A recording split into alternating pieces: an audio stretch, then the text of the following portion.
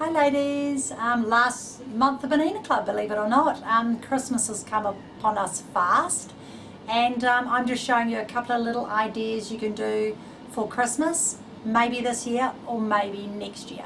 So every year I make the Christmas crackers for the family, and every year we just throw away all the paper, throw away the crackers, everything gets in the rubbish, and it is really a waste. So every year you've got to buy new paper and all of that sort of thing.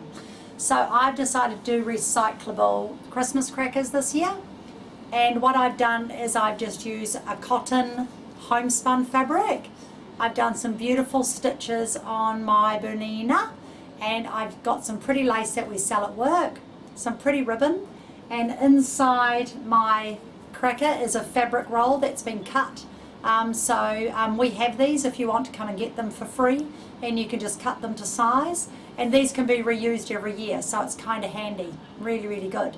So the first thing I did was I got some homespun, and I've decided to make a whole lot of white ones first, and so what I did was I've got white homespun. And how did I work out my size? Well, I decided on how much room I needed to put my inner goodies in there, so that's my size that I've used, and it's on your notes, the size. And then I got my fabric, and I want my fabric 2.5 inches wider than the finished piece of roll, and that seems to be enough to cover the cracker snap. Then I've marked where my roll starts and ends, and I've also done a second mark. So I've done a central mark, a mark where the roll ends, and then another mark where I'm going to put elastic so that I can have the ends elasticized so that it looks beautiful even when you've pulled the cracker and undone the ribbon.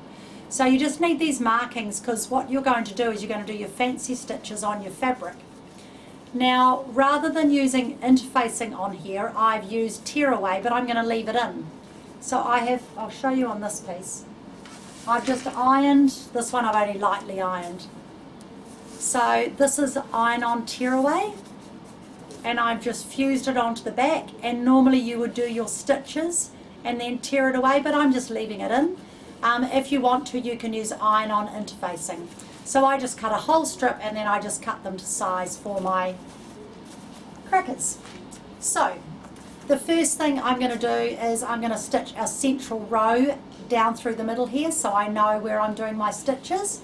So I decided the easiest foot to use would be foot number 20, and you can see the whole central piece of the foot is cut out, and this is so I can see what my stitching looks like, and then I can decide how far apart I want to have my rows of stitching with my quilting guide. And you've all got one of these in your sewing toolbox, and they just unscrew here, and you can move them in and out to how far apart you want your stitching. So I'll just put it about there. Doesn't really matter where it is, because every single one can be different, won't matter. So that's the foot I'm using, so I'll put my little roll away, and I've decided I want metallic thread. So this is metallic thread. This is by Madeira. I particularly like their thread, and I'm using a metallic needle, and the metallic needle has the eye 3 times the length of a normal needle. Okay, so those are the 2 things you need for your metallic thread. Now, if you've got a big reel like this, rather than lie it down, you can put your extra thread stand up and your reel on there, and you can stand it up this way. So if it's a bigger reel, that's not a bad idea. So I'm going to stand that one up today. In my bobbin, I've got standard metrosine, just ordinary white metrosine in the bobbin. You don't need to use anything fancy there. Pop that in there. And I don't need to thread the eye of the bobbin case unless my bobbin thread has started to come up and take over my thread here. So I'll just try it and see, and if it does, then I will certainly thread the eye of my bobbin case. But try it first on a scrap piece and just make sure. Now with the eye, that's 3 times the length, and with metallic thread, sometimes the needle threader won't work, so you may need to just thread it by hand. And it's funny, sometimes it does and other times it doesn't, because it's at a different height than a normal needle. Oops. So just thread your needle, and I'm just going to get a scrap. Oh, here we are. Here's one I started that I'm just crisscrossing. So I'm just going to try it out on this one. I'll just bring my bobbin thread up. Because I'm working with metallic thread, I like to bring my bobbin thread up. And I can leave this foot on for the moment because I just want to do a sample one. So I'm just going to stitch on an angle on this one and just try it. So I'll just try out my tension. Now when you're choosing your fancy stitches, you can do any stitches you like with your machine. Some of them will take a little bit longer than others, so be a little bit more patient with the metallic thread. Maybe put your machine on half speed and treat it with a little bit more respect than you would a normal thread. But if you find that it's sewing perfectly on half speed, then you can put the speed up a little bit higher and see how far you can push your machine. But if the thread starts shredding and breaks, then take your speed down a little bit slower, alright? But most machines will go at a good speed, so I'll just sew across this one. And that's sewing fine, so I don't need to worry about my tension.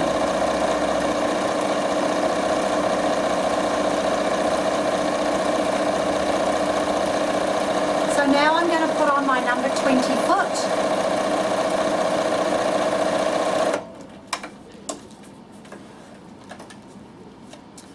Righty-ho, so foot number 20, which is called an open toe embroidery foot. And my little quilting guide, my sewing guide or quilting guide, so I know how far apart to do my rows. That's actually way too far because it's only a little thing that I'm doing. Now, so my first row, I'm going to stick to this particular stitch because it's my favourite. And you've seen me use it before on bag handles.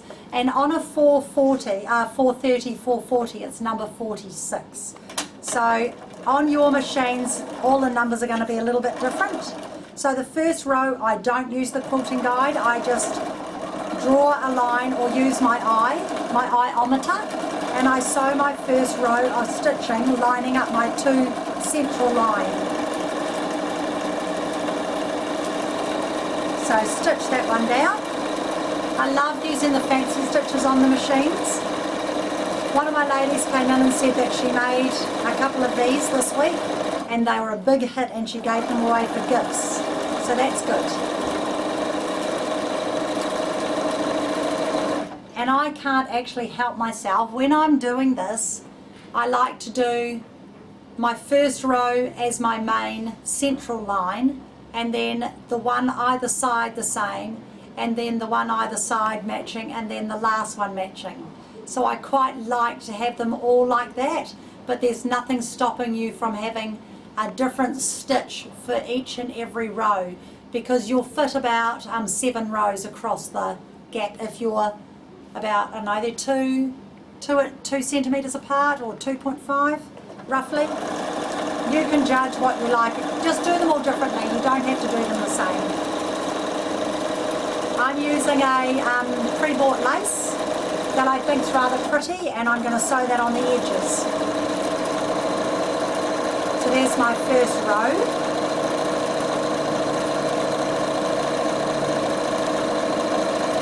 Now for the second row, what you want to do is you want to use your quilting guide and you want to run it along the edge of your first row of stitching or on the other side, whichever way you choose to go, and you're going to watch where that guide goes, not where you're sewing. So I'm going to choose a different stitch, and I'm pretty fussy, so I have to be quick here. So I'm going to go number 54, and this is like a little feather stitch, so it's quite quick. So I'm just going to run that one down.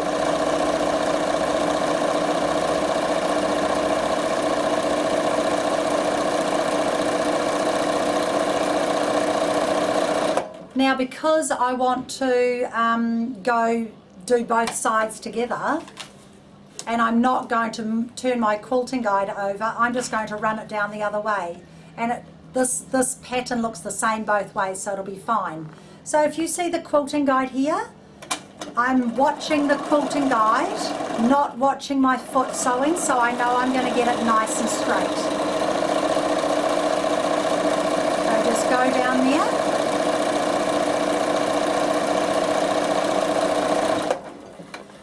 thread. Now I'm going to choose my next one,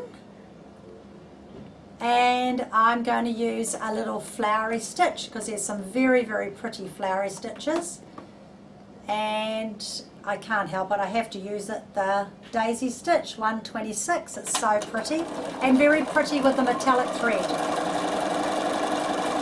Now if I'd forgotten to put on this felt here, what can happen, can you see how the metallic thread comes off and goes quite springy?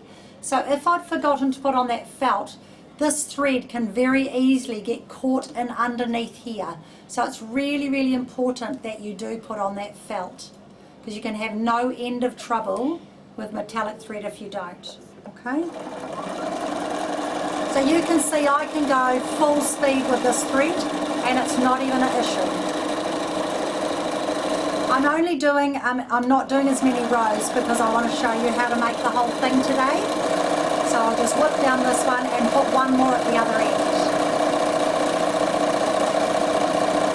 Now if you chose a pattern that had a mirror, that had a design going one way, on this machine I could push my mirror image button and have the design going the other way. So some of you ladies have that ability.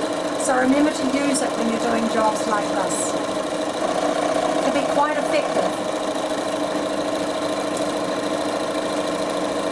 So you can see how you get nice straight rows. And I'm just going to do one more down here.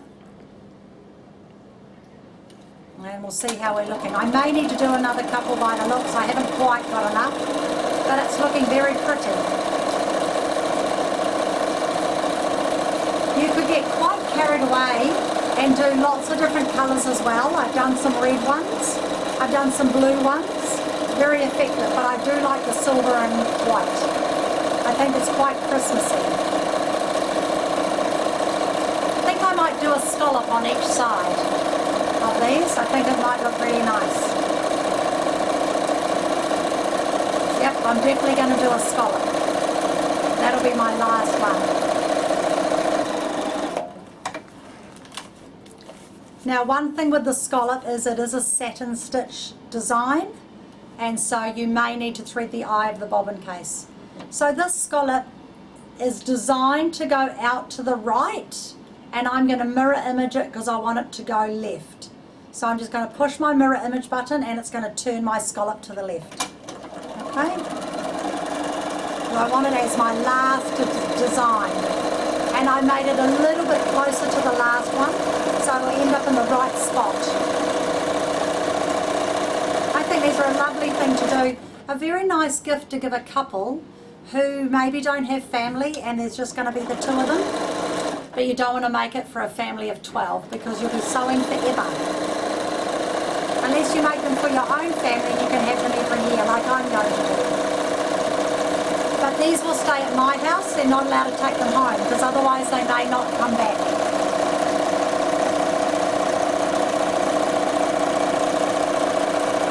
Oh, I got a shock. So now I'm going to go my last row down here. And I'm finishing this side off with a scallop. And obviously it's going the right way. And I've completely sewn my fancy stitches.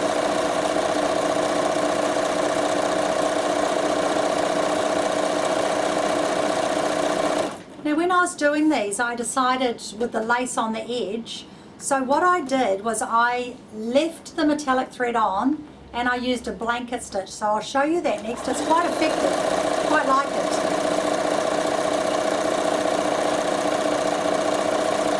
So I'll put the little blanket stitch on, which is number 50 on this machine.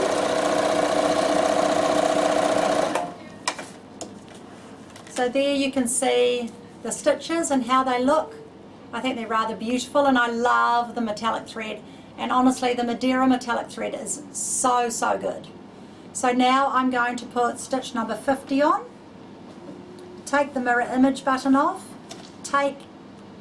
I'll leave the quilting guide on, but I'm just not going to use it for a minute because I'm going to use it again to show you how to put the elastic on. So I'm leaving the silver thread on. I am going to use my mirror image button.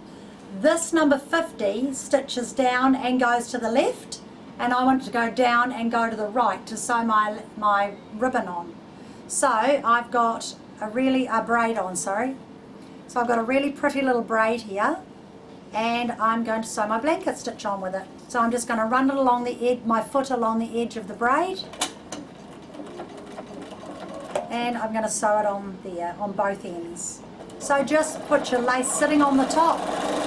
Just have a, I don't know, 3 or 4 mil allowance underneath. You can see through it. It can be right on the edge. It's not going to fray because you're stitching it on with a blanket stitch. You don't have to go overlocking it as well. Cute little stitch. And then I'm going to do the same to the other end. It's very, very, very hard to tell the right and wrong side of the lace on some of these. But I like this, I picked this one because it's got a little bit of glitter in it. It's rather nice. Which reminds me, I better finish the rest of them because Christmas is looming fast.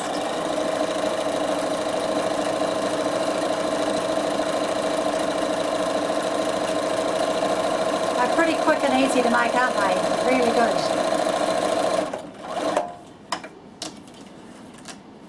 So there you've got your designs and your lace on either side. Now where these little blue marks are here, I'm going to sew a clear elastic on. So I'm going to sew that on the inside, so I'm going to turn it to the wrong side. I'll just trim up all these threads here. And I'm going to stitch my elastic. And so I didn't realise, there was a lot of ladies when I was teaching this didn't know about the clear elastic that we sell, so I'm going to show you that. And the stitch I use is the elastic stitch, which looks like, and I'm going to show you this so you can all see it. It is stitch number 24, and it's this one in the corner. Now the reason why you use that stitch number 24 is because it stitches up and goes across and goes down. Now what that means is the points won't weaken because it doesn't have any points. So stitch number 24 is the one I use for elastics. Okay, hopefully you can see that nice and clearly. Yep, cool. So I'm going to take this thread off now, and I'm just going to put a standard metricine on to sew up the rest of it. So I normally sew with these lying down. So I'll put that one down, pop this one on here, put that on, actually, that one's a bit loose, there we are, and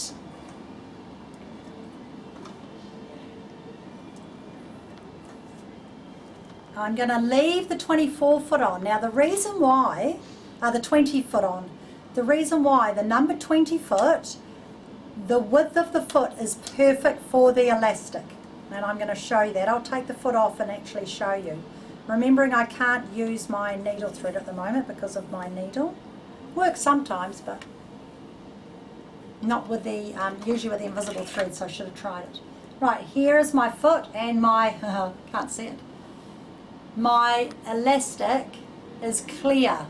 Can you see that? So when I stretch it, this foot's perfect to sew through. Okay, so that's the elastic that I'm using. Right.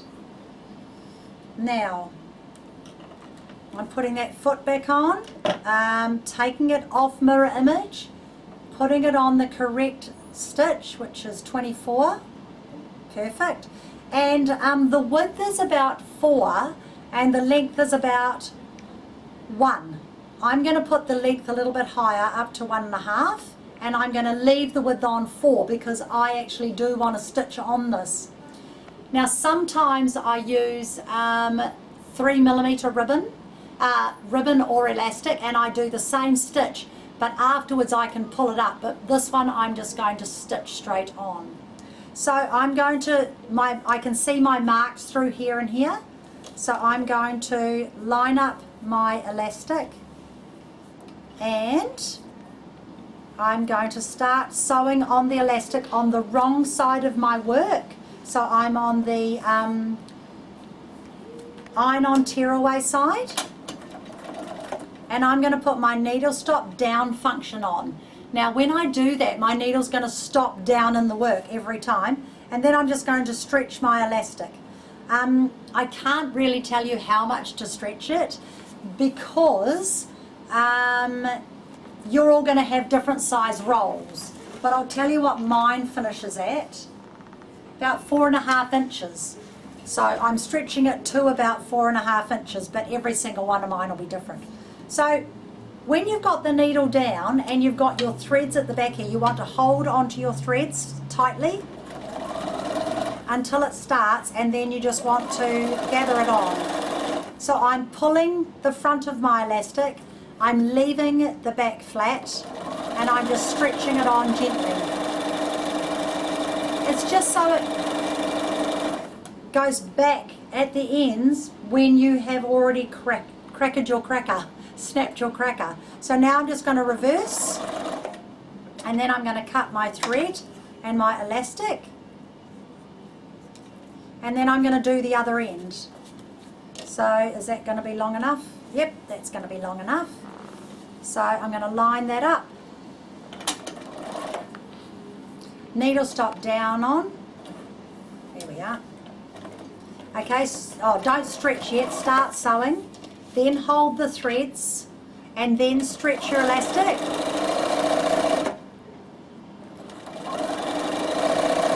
It's nice and easy when you've got something to hold on to. Alright, I've just got enough elastic.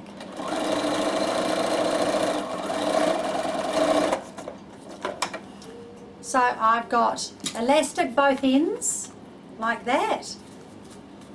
Okay, and I've got all my stitches done. Now I'm just going to tidy up all these edges because I've got stuff everywhere. So I'll just have a little bit of a clean finish. Now if you're using a lace that frays a lot, you want to use a product called Fray Check. Now what Fray Check does is it stops things from fraying through washing and using. So I'm just going to trim all that up, and then see my edges of my lace here. I'm just going to get my Fray Check, which is a clear glue, and I would just do this. You can do this afterwards, but I'm just showing you now so don't forget. You just put a little bit of Fray Check on there, and I do the same to all the ends. Little tiny bit of Fray Check just to stop it fraying. You can't even see it, and it dries clear. It's a wonderful product. So if you're ever worried about things fraying, just use Fray Check. Ladies, it's brilliant for your pantyhose. Alright? So it's a very, very good finish to your pantyhose. Now once you've got that all tidied up, oh look, there's another thread.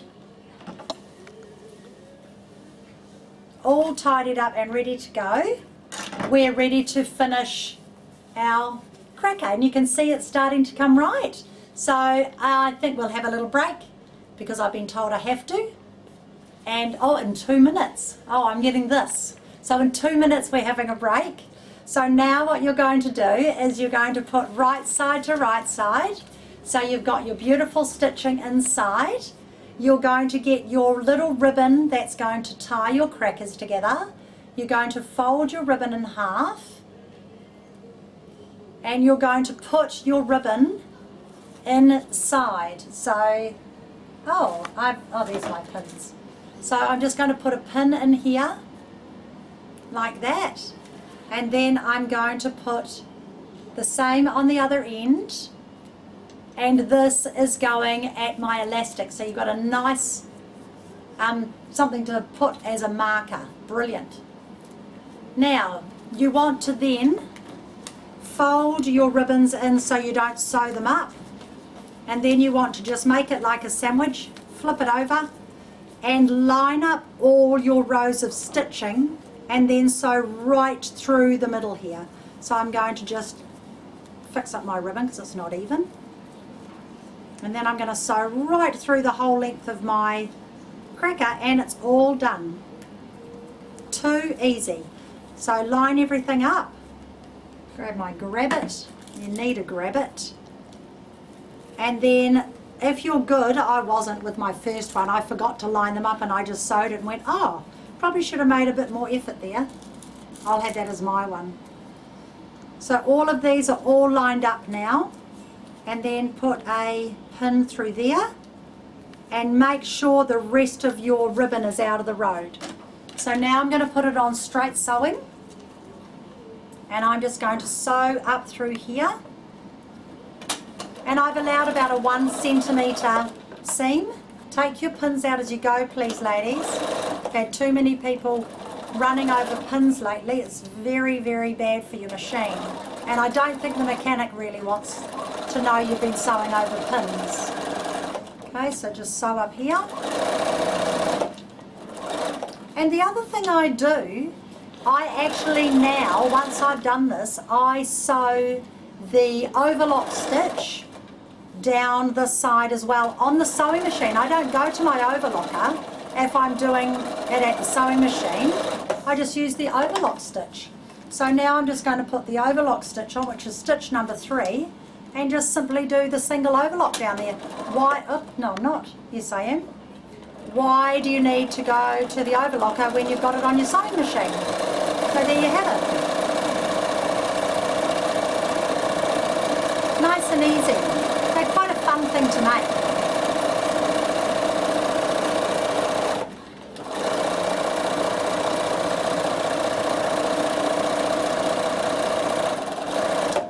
Here we are. And there is your cracker. Now, I was so clever last time. Oh no, I'm clever again. So we've got to pull it through to the right side. So you just pull one of your ribbons. It's really easy. Stand up and give it a little bit of effort. Start it off and then just give it a pull. There we go. Pull it through to the right side. Now, at this stage, I would iron it. I haven't got my iron ready today, unfortunately. But give it a nice iron, and you've got your beautiful, beautiful cracker made. And then you just get your very ugly cracker roll, and you just open this out and you fit it in there, and you have made the coolest little Christmas cracker. Then you fill it with your goodies. So it's quite tight because you want it to be nice and tight. So once you fiddle and faddle around it, you can do that. I'll do that while you're having a cup of tea. And then I'll show you how to put your cracker in. Alright, so while I fight with it, you ladies go and make a cup of tea, and I'll see you in a minute.